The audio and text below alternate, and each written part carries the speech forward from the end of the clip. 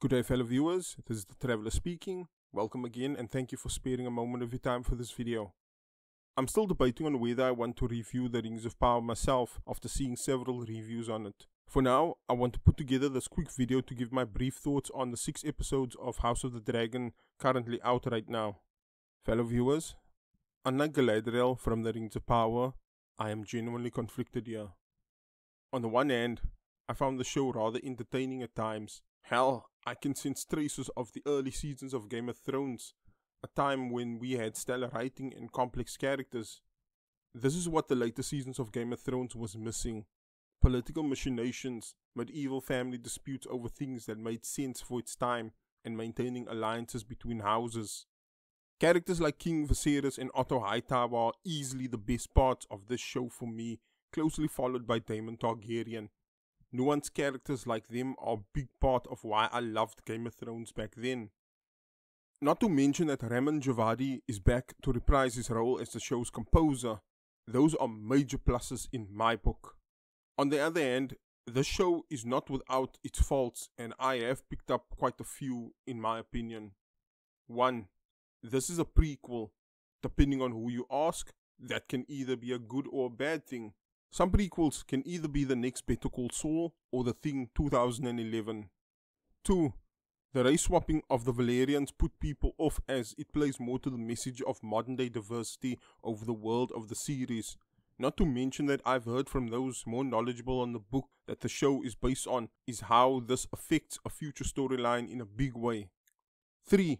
Time skips are a massive double-edged sword. While needless filler can be skipped over, good plot arcs and character development can also suffer for this. 4. The severe neutering of adult content as opposed to early seasons of Game of Thrones. Like most modern entertainment, it feels more restrictive compared to other shows that came out years prior, but to each their own on that one. And 5. The worst one of all. It's the incessant lecturing and virtue signaling to the audience. Episodes 1 and 6 are the worst offenders of this in my opinion, and guess what? That idiot Miguel was the director of both episodes. We didn't need to be subjected to long drawn out scenes involving child labor or the princess removing her Kingsguard's armor in order to sleep with him. That is what they call padding just to fill the runtime. Game of Thrones itself has feminist undertones, that is true.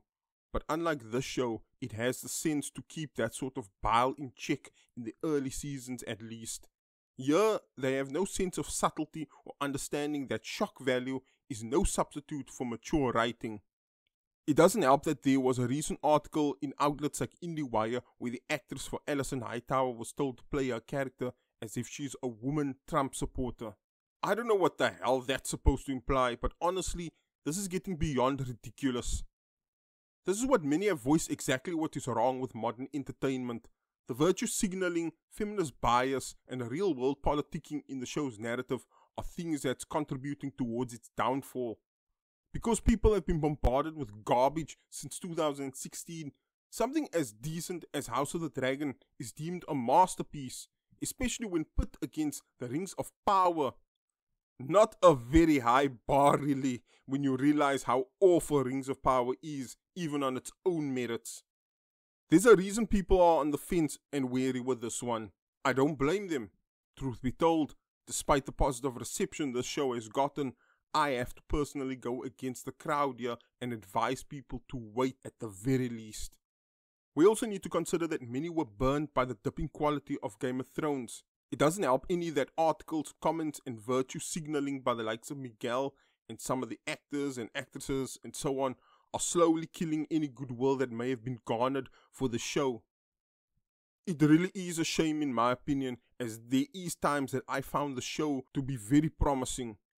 If something like House of the Dragon is destroying Rings of Power, imagine if an excellent show devoid of feminist propaganda were to throw its hat into the ring. In closing, I shall wait for the remaining episodes in order to give a clear, more overall thought on the season as a whole. But with all sincerity, I am conflicted on the show and whether it gets my recommendation or not. We shall see in the next few weeks if I feel any different regarding House of the Dragon. Anyway, that's all I have for you today. Thank you for watching this video and until next time. Safe travels, dear viewers.